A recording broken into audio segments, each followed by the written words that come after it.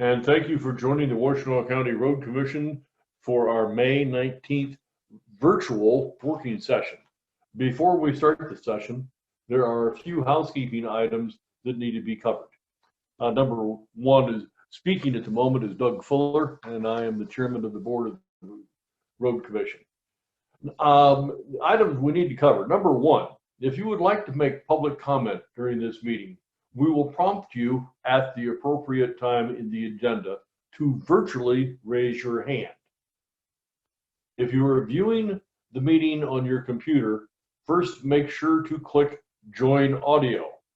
You can then raise your hand by clicking the Participants button at the bottom of your screen, and then the Raise Hand button at the bottom right corner of your screen. If you dialed into the meeting from your touch-tone phone, you can raise your hand virtually by pressing *9. Once we get to the public comment section on the agenda, we will unmute participants with raised hands one at a time. The chat feature on this Zoom meeting is available only as technical support for users on their computers or smartphones. If you are experiencing technical issues with audio or video during the meeting, submit a comment in the chat feature, and our systems administrator will help you troubleshoot. The audio and video of this meeting is being recorded. A link to the video will be posted to the wcroads.org in the coming days. And at this point, I'll call the meeting to order, and we'll go through the roll call of attendance. Commissioner Fuller, are you there? Yes, I'm here, present. Thank you, Barb. Commissioner Green, I think is absent for the moment. Managing Director Cheryl? Present. County Highway Engineer Matt McDonald? Here. Thank you. Director of Operations Jim Harmon? Present. Director of Finance and IT Dan Ackerman? Here. Thank you. Good morning, Dan. Good morning. We are now at the public comment section of our agenda. If you would like to make a public comment, please virtually raise your hand now. If you are viewing the meeting on your computer, first make sure to click Join Audio. You can then raise your hand by clicking the Participants button at the bottom of your screen, and then the Raise Hand button at the bottom right corner of your screen. Again, if you dialed into the meeting from a touch-tone phone, you can raise your hand by dialing *9. The meeting host will unmute participants with raised hands one at a time. The host will announce your username or the last 4 digits of your phone number when it is your turn to speak. As with all of our meetings, while this is a time to receive comments from the public, this is not intended to be a period for dialogue. Each person will be allocated 3 minutes to address the board. Emily, do we have anyone who has asked to address the board? At this time, Commissioner, we have nobody who has raised their hand. Okay. Thank you. Moving on. Cheryl, would you like to direct the conversation on the 2021 to 2024 roads and non-motorized millage efforts, please? Sure thing. Staff wanted to just share with you this morning sort of where we're at with respect to the renewal and restoration of the county road and non-motorized millage. I think we've said several times that back in April, the county board based the ballot language on the August 4th ballot for renew and restoration of the millage, and that remains a 4-year millage at 1/2 mill rate. So staff held a meeting last Thursday, aimed at local elected officials to share with them basically that this action had occurred, but also to talk about the educational tools and information that is out there as we move forward towards the August primary. We know that under the current situation that we expect that there will be a high number of people that will be voting absentee, and that the absentee ballots go out towards the end of June. So we're certainly concentrating our efforts right now to start that educational component so that people are aware of what is going to be taking place. This millage is so vitally important to the things that the Road Commission does, as well as our partners at County Parks and the different cities and villages that are also the recipients of these funds. So I'd like to just run through with you briefly the PowerPoint presentation that we had put together. Emily's going to drive for that, and then I'll turn it over to Emily to describe the tools that we have, since those are really what we're trying to get out there at this point in time. So again, we just did a brief overview of sort of how we got to the original. So Emily, if we can sort of scroll through right now, this was the kickoff. We did a brief agenda of what we'd be talking about. Coy Vaughn from County Parks was able to share in the presentation. I did obviously quite a bit of the talking, as did Matt McDonnell, talked quite a bit about the asset management component of how we put the plan together. And then Emily certainly covered all the toolbox of public relations or education that we have available. Next slide. There we go. So again, we gave just a brief overview of how we first started with Public Act 283. And that we had done 2 years worth of Public Act 283 projects. And again, that was the 1/2 mil, but that was the imposed millage that's done under Public Act 283. And that then we had moved into the original 4-year voted, sorry, Emily, oh, yes, there we go. So then we had moved into the 4-year that was the voter approved millage, and gave some details about that, how it allowed for longer term planning, but that there also, that was when the change went into effect where we put 20% towards the non-motorized projects. And again, that what had was part of the key to the success of that millage, that voter approved millage, was the fact that we had that specific plan for the 4 years of the project, and that it was overwhelmingly supported back in November of 2016. Next slide, please. So then we just talked about how the breakdown of that millage went with respect to who received what. Again, the Road Commission on behalf of the townships receives a fairly large portion of the millage. Out of the 7.3 million that is generated each year, the Road Commission receives approximately 3.3. Cities and villages get back what they receive, the $2.5 million, and the Parks receives that 20% for the non-motorized, and that's roughly $1.5 million a year. Next slide, please, Emily.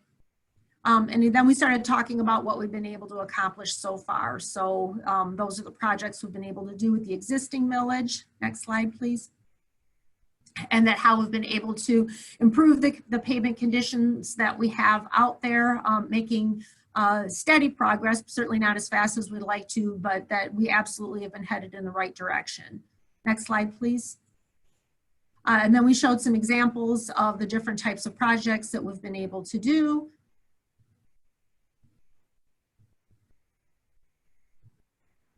And that brought us to today, where we're talking about, is there still a need? And then we highlighted the fact that while we have certainly made good progress with the existing, first the Public Act 283 and then the existing 4-year millage, that there absolutely is still a need based on the payment conditions that we have out there. And then we also did talk briefly about, with the pandemic that's taking place, what that's going to be doing to budgeting as well, especially at the state level. So certainly, while we had received additional funds under that 2015 transportation legislation that had moved through, that with travel being down, that means gas taxes would also be decreased, so that certainly we still see the need for renew and restore of the county millage. Next slide, please. And then we talked about what that would look like. Again, we're talking about renewal, so it would be 4 years. It would be at that existing 1/2 mil level with the 20% going towards the non-motorized, but we're doing also the restoration. So we're basically hitting the reset button on the millage, so that we expect that that would generate now approximately $8.8 million per year, and that will be on the August 4th, 2020 ballot. Next slide, please. And then again, what does that look like for the next 4 years if this was to be approved? Again, total 8.8 million, road commission receiving roughly 4 million, cities and villages again getting the 3.1, going back to them in the manner in which it was raised. And then county parks getting that 20% once again for the non-motorized component, and that would be roughly 1.7 million for them each year. Next slide, please. And then talked about what that would look like. Again, the road commission on behalf of the townships does have a 4-year plan in place that results in over 2 miles of improvements and $8 million in projects, knowing that the road commission will be subsidizing slightly the millage money in order to be able to assure each township that they would be getting back the amount that was raised within that township. Next slide, please. And again, cities and villages would be receiving that $3.1 million each year, and that would be distributed in the manner in which it was raised within those cities in the village of Manchester. And the example being City of Ann Arbor will be getting almost $2.4 million per year, and highlighting the fact that the cities and villages do pick their own projects. They have their own priorities and their own planning processes within their communities. Next slide, please. And then Coy touched on the non-motorized projects that essentially over that 4-year period, that would be roughly $6.8 million that would be raised, and how important that millage funds are to be able to leverage all the other funds, both the federal and the private funds that they are able to raise, and that turns out to leverage more than $13 million for non-motorized projects across the county. Next slide, please. And then we turned it over to Emily to start talking about the communications plan and the different educational tools that we have available. Thanks, Cheryl. So I'll just briefly go through this. We have been working with, we've put together a communications team of myself, and then the communications contact for Washtenaw County Parks, Hannah Cooley, and then Kristen from Huron Waterloo Pathways Initiative, who's their communications person. And so we wanted to create some tools that could be used by townships, cities, villages, in their efforts to try to help educate the public about this millage. And so we're really focusing our efforts from June and through August. And we're going to use a variety of different channels or communications tools, including our websites. We've got a lot of great information on wcroads.org about the millage with an interactive map and downloadable map and lists and FAQs. We also are going to start a Millage Monday social media campaign starting in June. We'll do newsletter. We'll each have our own newsletter. We'll also reach out to traditional media through press releases, and then we'll be scheduling 2 public meetings, virtual meetings about the millage. One is going to be on June 17th and one is on July 14th. The June 17th one will be during the day, and then July 14th will be in the evening, trying to hit different audiences. We'll also be posting signs along pathways and road projects like we've been doing, just to make sure people are aware of what the current millage is paying for across the county. We also put together a literal toolkit for officials to use. I can show you what it would look or what it looks like, but we're using Google Drive. So you can see here we've got a toolkit, a document here that has sample newsletter content, has some important dates in it and different things that people should keep in mind if they're going to help us with this. We've also got the slides here, and then we've put together a lot of different graphics that someone could use if they wanted to help, that an official could use if they wanted to help educate about this. So for example, here's one about it's going to be about $50 per year, and this is what you would get if the millage would be approved for homes valued at taxable value at $100,000. So this is really meant to be a living document too. We'll keep adding to this and adding tools for officials. We've already gotten requests for things like a 1-page handout and that sort of thing. So we'll keep adding to it as needed. We also asked and offered to customize content if individual municipalities needed that. This is just a screenshot of the website that's on the Road Commission's website. This is really meant to be the hub. We're asking if townships or cities or villages are going to post things to their own website, that it links back to here, so we can really have a hub of information. And then once we got through all of that, we opened it up for questions and just had a couple questions about the millage and closed out the meeting.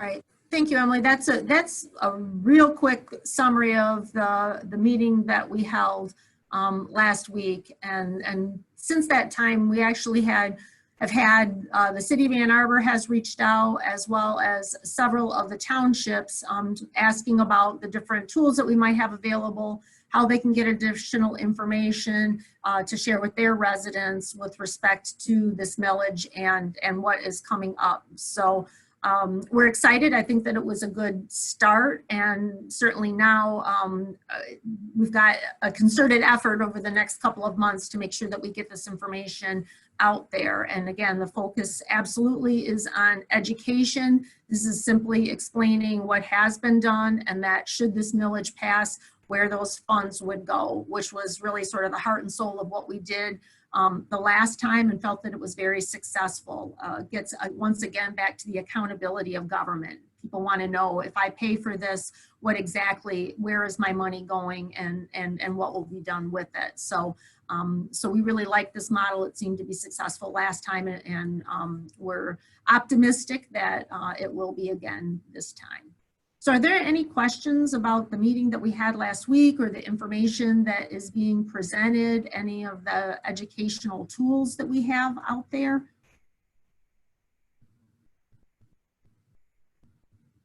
Okay, that was very quiet. So Emily, if we could exit out of that.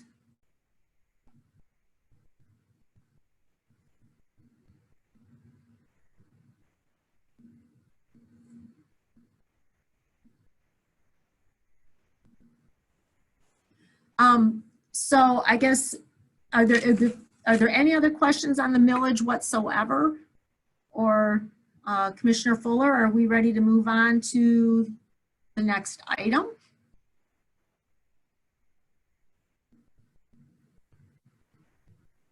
Sorry, Doug, say that again. I had you muted. I'm sorry. Yes. I was wondering about last week's meeting, if you had a count of how many attendees from different townships were actually there. Emily, can you help me remember? There was, I think we had. I think there were about 10 other municipalities represented, Doug. So we had somebody from City of Saline join, I think, at the end. City of Ann Arbor was on, a couple different townships. And then we shared a recording of the meeting slides, and the toolkit with all of the townships again after the meeting. So I think we had about 10 or 11 participants that were outside of staff from our different organizations attend on Thursday. Okay, thank you. That answered my question. And Cheryl, to the question that you asked, yes, I'm ready to move on. Okay. Well, miscellaneous discussion is what our next topic is, but there were basically two things that I wanted to share with you. One of them is that under, well, now I believe it's Executive Order 92, but the various executive orders that the governor has put out there, we are required to have a preparedness and response plan, which staff has been working on. And then in addition, as we're looking at the stay-at-home order expiring on May 28th, we've also been looking at what we're now calling also moving forward. Since we never really closed, it's hard to have a reopening plan. Since we never really stopped working, it's hard to have a return to work plan. So we've been calling it a moving forward. So we've combined all of that into one document. And so Emily, if you wouldn't mind putting up the that screen again, we just did a couple quick slides for you. Thank you. All right, so again, we are required to have a preparedness, response, and moving forward plan. So, and I believe it's now Executive Order 92, which was issued yesterday, which does require the employers to have a preparedness and response plan. That plan needs to be available to all employees and to the public itself. So as we are putting the final touches on this, this ultimately will be on our website. And we'll also be sharing it with supervisors and our employees. So, yep, thank you. Next slide. And within that plan itself, we start with what the roles and responsibilities are between both the employer and the employee. We identify the different safety protocols that are expected within the workplace. We talk about exposure situations if someone believes that they have been exposed to COVID, what both the employee and the employer are to do. And then we also talk about various leave options that we have available for our employees. Next slide, please. Much of the plan is based on the World Health Organization, the Center for Disease Control, and certainly our county health department, which has provided quite a bit of information. And we break that plan down with respect to the safety into a couple of different categories, emphasizing the need for the personal hygiene, regardless of everything else that happens to be in place right now. They continue to emphasize the need for washing our hands, for covering your nose or sneezing or coughing into a tissue or into the crook of your arm if necessary. All of those personal hygiene protocols are fundamental to being able to stay as safe as possible. The other part being the physical and social distancing. We've set a lot of different practices into place, and we're continuing to refine those as we look at bringing additional staff back into the workplace. But essentially, we're doing the best that we can to keep our employees at least 6 feet apart from each other. And then when they can't be 6 feet apart from each other, that's when we're looking at the PPE to make sure that we've provided them appropriate face coverings and that they have gloves available if necessary. Another fundamental part of the plan is also that we have cleaning and disinfecting in place. We've certainly stepped that up with respect to contract services that come in daily to do additional cleaning on any of our common touch points, our door handles, our light switches, those type of areas that are where we have common gathering or common touch points, trying to make sure that we have cleaning and disinfecting in place for that. Also making sure that we have appropriate supplies in place because we do expect that employees are taking care of their own work areas. And then the final thing that we have in there is also looking at screening, whether it be for the employees or for any types of visitors, contractors that may be entering our site.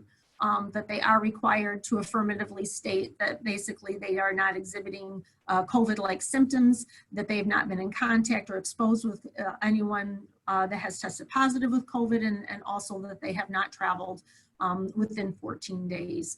So those are the different components of the safety within the plan. Next slide, please, Emily. And then we also, so we took those components with respect to the safety and we start talking about what does that look like for the different phases as we're moving forward. We know that we want this to be a flexible document. We've essentially refined over time and as different guidance has become available and recommendations, what phase 1 looks like, which is what we originally started in with it being essential work only. And when we've been able to sort of broaden that just a little bit with respect to the COVID safe work, but that's a pretty restrictive plan where we are all remote workers and essentially with the folks that are required to perform their work on site, we've had very specific protocols on how they're reporting everybody away from the office as much as possible. But again, knowing that the economy is starting to open up, that the stay home order is going to lift, we're looking at phase 2 and what that would look like for our organization. And so phase 2 would be an expansion of the activities that we believe that we can do safely, again, with the social distancing in place, with the PPE as necessary in place, and all the personal hygiene protocols being emphasized throughout the workforce. While we will start to bring back some of the office staff, we still believe that the vast majority of our workforce will be working remotely in some fashion. But we would like to start bringing them back into the office building in particular and making sure that we're doing so in a safe manner. Phase 3 is when we envision opening the lobby to the public. Again, we've already started to take a look at what that would be for the lobby, making sure that, again, that we have additional protections in place, that we have the plexiglass that's up, that's providing that physical separation between our staff and the public. that we would also have social distancing requirements in place with respect to the lobby, and face coverings would be mandatory. The screening would be in place, all of those types of things. Phase 4 is when we will continue to expand our operations. At the staff level, we've had a lot of discussions. We know that the desire is to continue to bring back additional staff into this building and to be able to expand in-person operations where we can. But we also know that it's going to be a slow go in getting into phase 4, and that we also want to continue to utilize whatever best practices and recommendations may be in place at that time. If we've learned nothing else over the last 2 months, is the fact that we need to be flexible and to continue to stay vigilant as to what are those best practices, because they have been changing and sometimes changing very rapidly, and we want to make sure that we're in the best place possible as we continue to expand our operations. Next slide, please.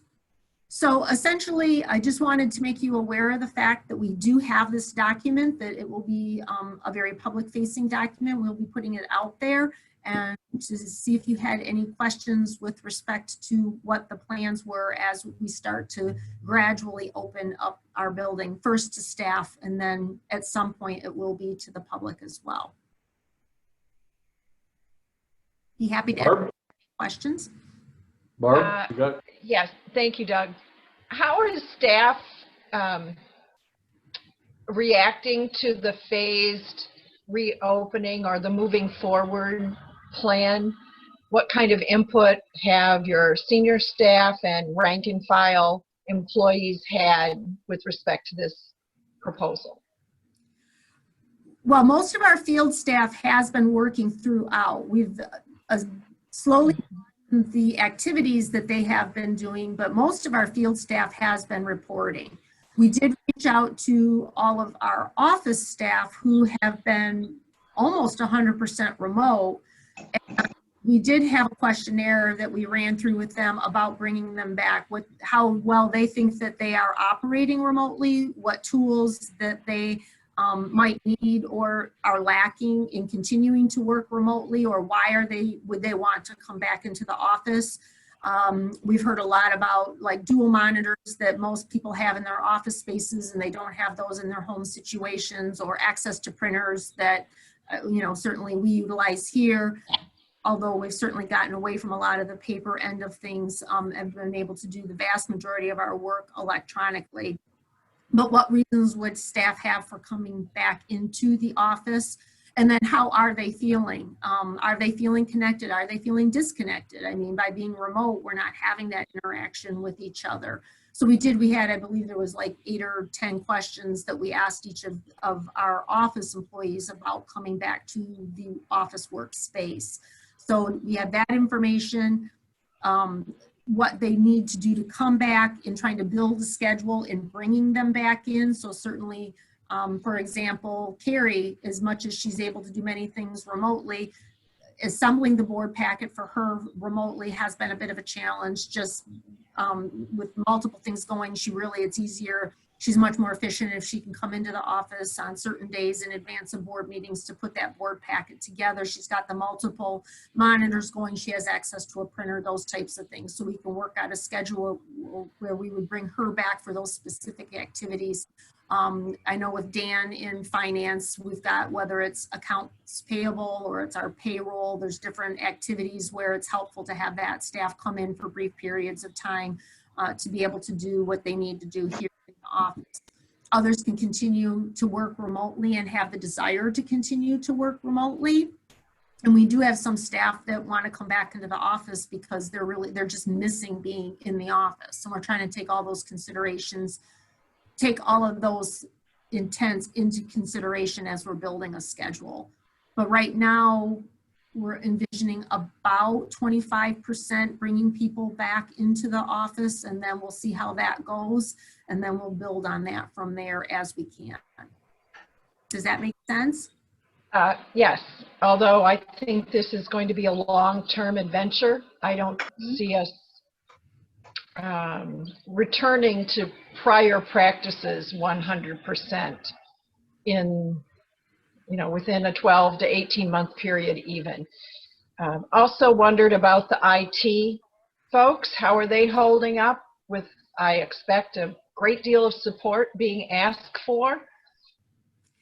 Well, we actually have our systems administrator present, so he can answer or build on what I say, or Dan certainly can jump in as well on this. Overall, what technology was critical to us being able to have people work remotely in the manner in which they did. It still amazes me that when we were back in mid-March and sort of in the throes of, oh my goodness, what are we going to do, that we were essentially just taking those computers and a handful of monitors and saying, okay, get out of here, and just, very quickly being able to put people into that remote setting and in an amazingly efficient process in doing that.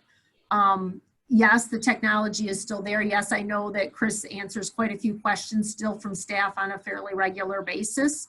But I think that overall the support has been there. The one thing that we've heard is that was common in the surveys was that we have provided most employees a really nice setup at work where they've got at least 2 monitors where they're working from, and they're able to sort of move things around and be a little bit more efficient. And that's working from home. It's not quite the same setup as what they have in the office. So I think that's sort of been the one area that we've heard that there is a preference for the office setting. I don't know, Dan, is there anything that you want to build on that, or Chris? Well, a lot of this was a couple years in the making, and we've, of course, have, make sure I'm muted. We, of course, have shared that with the board. We've made considerable investments in our IT infrastructure, the software that we've brought to bear. So fortunately, we felt like we were in a good place when this did hit to allow staff to work remotely. And as Cheryl mentioned in the questionnaire, most of the employees felt they had all the tools they needed in order to work from home, and they appreciated the fact that they had that option. A few years ago, I don't know if we could have made the same case. We have a help desk for IT. So if there's any issues, users can submit that, and several of us receive that.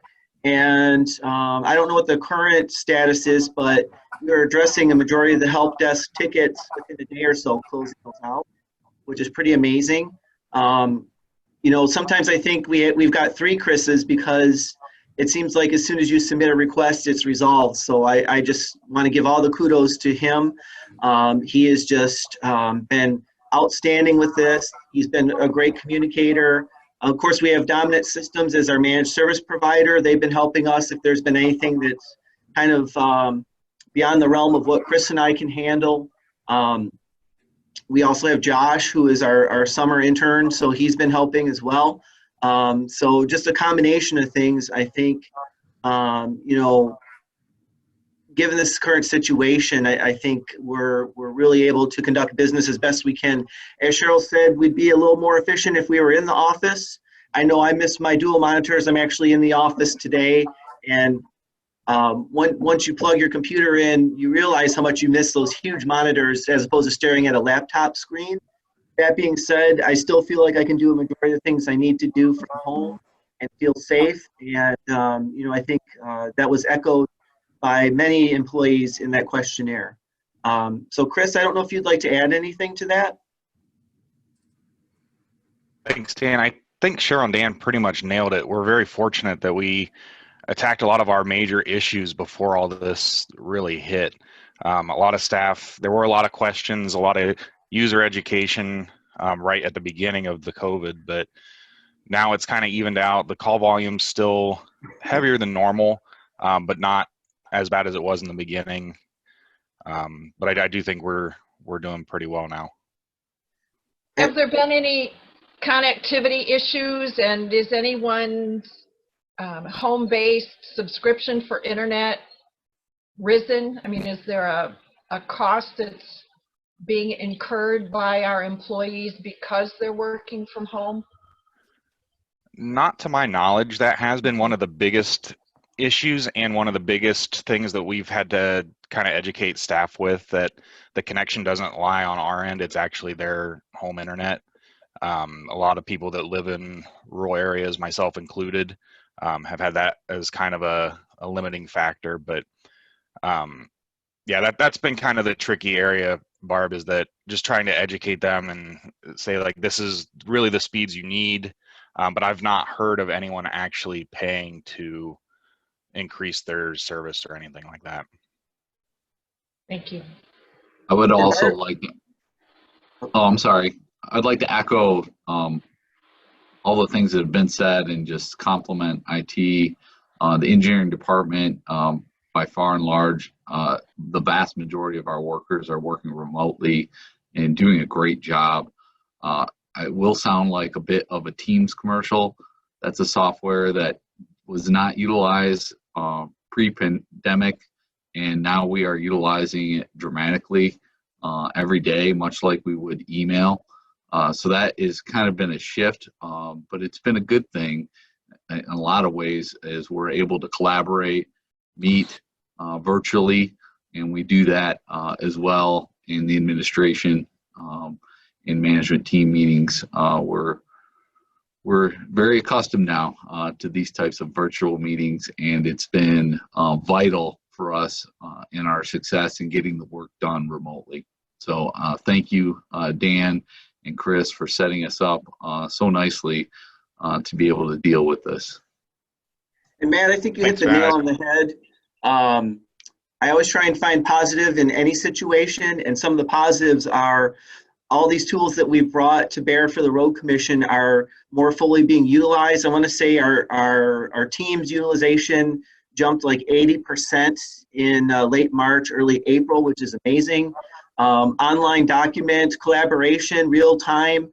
There's just all these tools that, and for some it may be even forcing us out of our comfort zone, but we've got all this technology that's available, and staff's doing a great job of utilizing all of it.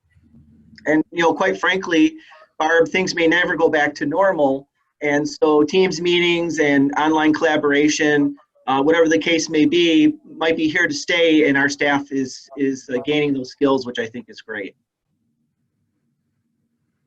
I agree, and I don't think normal has the definition right now. Right. And the mindset of always waiting for it to be like it used to be, I've abandoned that personally. And I'm trying to keep up with new ways of doing things. And so that huge shift attitudinally, to the extent that we can make it as an organization, we're going to be miles ahead going forward, no pun intended. And Barb, actually, what you just described, as we started talking about the next phases for us, that's why essentially we've left it just so incredibly broad, because things have changed so rapidly for us in 2 months that it's hard to envision where we are truly going with this. We know we have basic services we need to provide to the public. So we do know that hopefully, as whatever these next phases start to look like collectively for our community, we do expect that call volumes will be picking up, service requests will be picking up, permit activity will be picking up, and we know we have an obligation to provide those services to the public. How we continue to do that will be dependent upon the technology that we have available, which we've just talked. A lot of it is working very, very well. And what staffing levels we need, whether it be remote, because we're actually even handling things like service requests, the phones, all of that is currently being handled remotely. If we get to the point where we need to start bringing staff in because we need the technology in place to have a phone team with overflow phone calls, those types of things, because our call volumes are getting to that point, we will develop a more detailed plan that takes us in that direction at that time. We're giving that thought right now, so we're not completely caught off guard, and yet that things just continue to change so rapidly. We felt we need to understand what those recommendations from, whether it's our own county health department, CDC, World Health, will be at that point in time, so that we're making the best decisions that we can. But we do recognize we have those services we have to continue to provide to our public, and we do know they will start to increase as the economy is picking back up. Can I jump in there for a second? Sure. Hello. I never know. Anyway, to echo Cheryl's comments, and this isn't, it's a concern of mine. A number of my neighbors, and I'll use that term loosely, people that say live within 10 miles of where I do, are starting to try and get things done to their homes. And this isn't the road commission thing, but they're finding trying to wade through getting permits in place to do work on their homes to be puzzling, because to Barb's exact point, it's not the same way it was 6 months ago or a year ago or 10 years ago.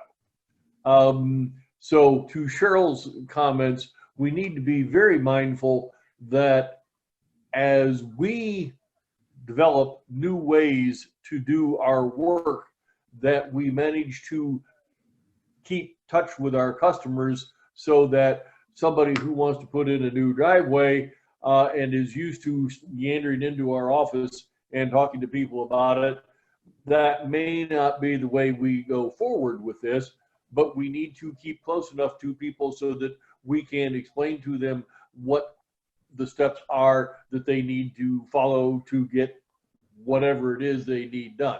So yes, Cheryl, I thoroughly, support everything you're doing. And I have one quick question. When we get to the point where we decide, whenever that is, that we are willing to have people wander into our offices, i.e. coming into our lobby, and we certainly don't need to discuss it here. I just have concerns, even though I understand we put shields in place to protect our frontline employees there. Are we going to require people to have masks when they come in to our lobby? Personally, I think they should. I just want us to think about that. And we don't need to discuss it now. It's one of the 14,706 things that go through my mind. I'll Right, shut and up. that's part of why we didn't fully define some of these phases, is if and when we get to that point, we want to know what the requirements would be. Right now, the answer would be yes, you would be required to have a face covering on. Right. That may or may not be the case when we get to that point in time. And we've also explored options. Well, so much of what we are doing online or through electronic communication. We've also been starting to talk about if we had what we're calling almost like a curbside delivery, what would that look like? There may be times when we have to have, somebody physically drop something off or pick something up, but could we do that through appointment and that type of thing, where again, the lobby's not open to the public for somebody to just wander in, but that if somebody's here for a specific purpose and that is the only way they can conduct business, again, that we have accommodated them and made, done what we've needed to do to have that transaction take place. Thank you.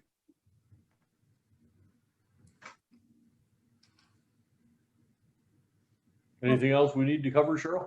The only other thing that I wanted to share is that on tomorrow night's agenda for the county board is the appointment of the 2 new road commissioners. So in anticipation of that, Emily has been working very hard at putting together new road commissioner binders. So we've got a whole slew of information about the road commission itself, what it means to be a road commissioner.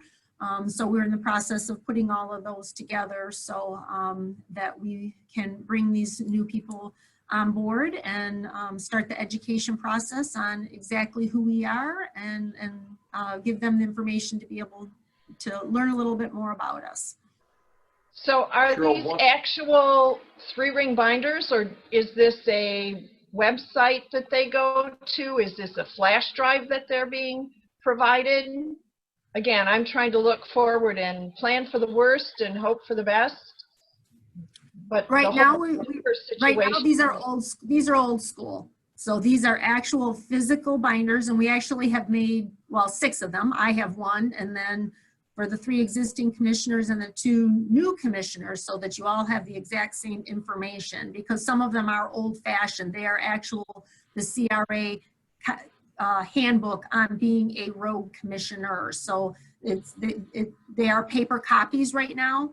A lot of this information is available electronically, and we can certainly provide links and things like that for people when they prefer that as well. But this right now, these are 3-ring binders for people to be able to look at. Thank you. Just need to figure out how to Well, I don't- distribute them, which is another issue, and we'll figure that out. Cheryl, Yes, can sir. I jump in there? Do we have copies of the newest County Road Association little booklets that are the 2018 handbook for road commissioners? Yes, they are in there. If this is the, Okay, excellent. Okay. Yep. That committee worked really hard at putting those little booklets together. There is some good stuff in there, so I just wanted to make sure we had the CRA's latest and greatest. Thank you. yep, absolutely, I agree. Actually, CRA was very good, nice. They sent packets of information for all of our commissioners, again, for that very same purpose. Excellent. Can you give me an update on the IT preparation that we discussed for the road commissioners? Sure, and Chris, feel free to jump in. The cell phones have been received and are currently being set up for the commissioners. The laptops and Office 365 are on order.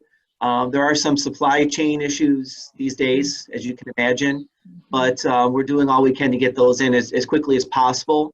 And then once we receive everything, we'd like to have a training session, probably virtually, with all the commissioners.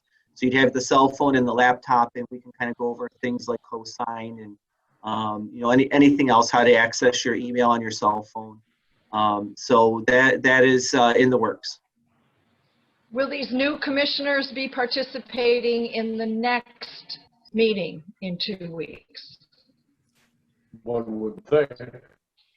My understanding is the appointments are immediate, which means that we would have 2 new commissioners for our June 2nd board meeting. Okay. Barb, one other thing real quick on the IT equipment for the commissioners. I will be reaching out to yourself, Mr. Fuller, and Mr. Green as well in the coming weeks to just get some account information from you and to make sure everything is, basically get everything set up for you in advance of the training. So expect a call from me in the next week or so. Okay, if I don't pick up, it's because I don't recognize your number, and I'm not picking up when I don't recognize the fine. number. I'll leave you a voicemail. Okay, or send me a text and say, call me, or whatever. Okay.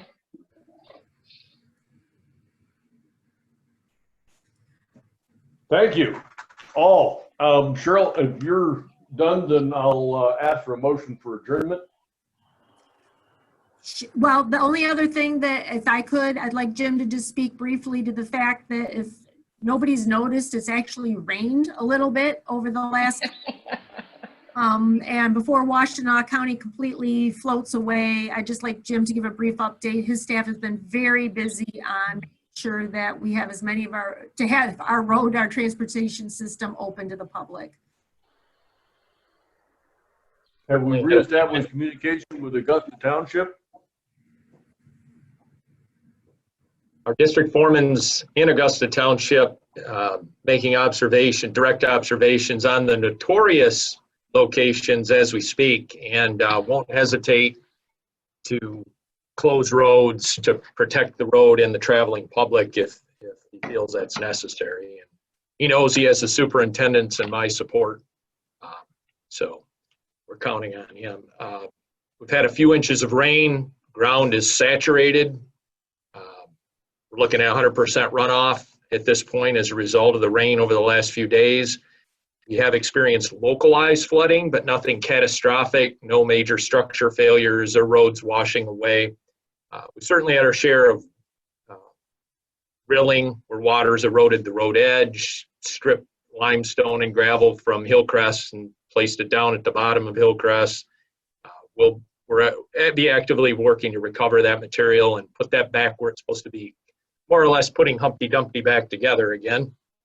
Where we have had flooding and have had to close the road, the notorious location in the swamp down here at Liberty Road between Stag's Leap Lane and Honey Run Drive, that's presently closed.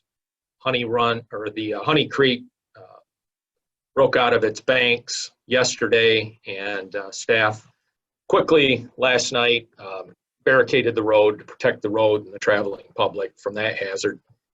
What we're finding is that water tends to recede much more quickly than it had in the past, and that followed the improvements that Scioto Township funded a few years ago, 2014, 2015, where we raised the road and had placed geosynthetic fabric and grid under the road to stabilize it.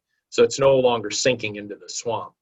So that road's presently closed. Maple Road near Milky Road, that's on the border of Saline and York Township, that's presently closed due to flooding. I suspect that water will recede fairly quickly, and we'll hopefully be able to reopen that road tomorrow. District 3, so in the Chelsea area, northwest part, there were some roads that had water over the road. The foreman staff put up road over advanced warning signs, water over road signs, but did not need to close the road. So we're looking at a few inches of water over the road. No closures in District 4, came very close, but we didn't need to close anything. And the district foreman there reports that much of that water is receded already. District 6, District 2, so we're looking at Pittsfield Township area, and then the northeast part of the county, District 6, no closures in those areas. So again, fairly minor localized flooding, water receding relatively quickly. Proud of staff being on top of this throughout the weekend. National Weather Service provided regular updates, and all of that was communicated with leadership in the operations department. So they were prepared and monitoring conditions and responding as necessary. Happy to answer any questions you might have. I'm, as always, well pleased by our physical response to whatever challenges are thrown up. Jim, I have one question that it's not on the rain last night in particular, but I'm sure it affects that. What have we heard from Superior Township about their dewatering efforts in their sewer repair endeavor? Thank you for the question, Mr. Chair. I spoke with Township Supervisor Ken Schwartz the end of last week, and we spoke specifically about that sanitary failure and their efforts to excavate and repair and recover from that. In all candor, Supervisor Schwartz said they really aren't making any forward progress at this time. They've increased their dewatering efforts with their contractor. They've been unable to draw the water down to where they can excavate and conduct repairs, racking up quite a cost. So the dewatering is ongoing, and with the rain that we've received over the last few days, that certainly has set their timetable back even further. He assured me they won't give up. Hopefully things will begin to dry out. Rain will relent, and they'll be able to be successful with dewatering and make the repair. So we'll continue to work closely. I know our permit section is in close contact with them. That is a permitted activity, and we'll continue to work closely with them and willing to offer any assistance that our agency can offer to get our roadway reopened. So is this a matter of a system failure where raw sewage is being released or discharged? Are there, oh, go ahead, Jim. No, go ahead, Matt. Oh, I was just going to say that they are bypass pumping. So that was set up immediately once it was known to be a sanitary collection system failure. The pipe itself at the structure is where the problem area is. They're looking at more extreme solutions like grout grouting the existing pipe, which is of significant depth, and it's going to be very costly to do so. But every time they get the water down, the water table down, they go to work on the pipe, and it dislodges, it desettles, and it's just such an unstable area to work in that looking at using pumped-in grout to help stabilize it to make the necessary repairs. So it's quite extensive, quite costly, but they do have bypass pumping already on site right at the beginning of this to manage the existing flows in the sanitary sewer. And I can be assured that worker safety is being looked after, where you've got a hole that could collapse and Yeah, hurt I mean, somebody? ultimately, that's up to the township. That's not something we're involved with, other than they're working safely in the right-of-way. The road is closed, so ultimately the contractor and the township are responsible for following all the MIOSHA requirements. Okay. And again, as Jim indicated, Mark McCullen, our permit staff and inspection and weightmasters are engaged as necessary when they're on site. A lot of work taking place is sporadic as weather and time permits, and as the dewatering activities make good progress. Oftentimes when you're out there, all that may be on site is the pumps running. So That area is notoriously high water table. The roads in that area have suffered as a result of that condition. The utilities that are out there and at considerable depth were excavated and installed and backfilled in many cases with granular fill. So the sand backfill, porous, well draining the soil around the trench, not so much. So essentially you've got a bit of a bathtub, and there are expensive solutions that could be brought to bear, but very expensive. Grout curtains are one. They could bring in specialists to actually freeze the surrounding soil. Very expensive in order to stabilize the ground and basically create a better environment, be more conducive to deep excavation and repair. So what Supervisor Short shared with me is just the frustration of receiving multi-page billing invoices and very little, if any, forward progress towards a resolution of this challenge. And I think over time, we get through spring, things will stabilize and the contractor will succeed in resolving this issue. yeah, it's a very difficult time of year to be attempting a repair. It's very unfortunate. And they are exposed with a lot of expense for the bypass pumping and the dewatering activities. So every day that they're out there, they're incurring a great deal of expense.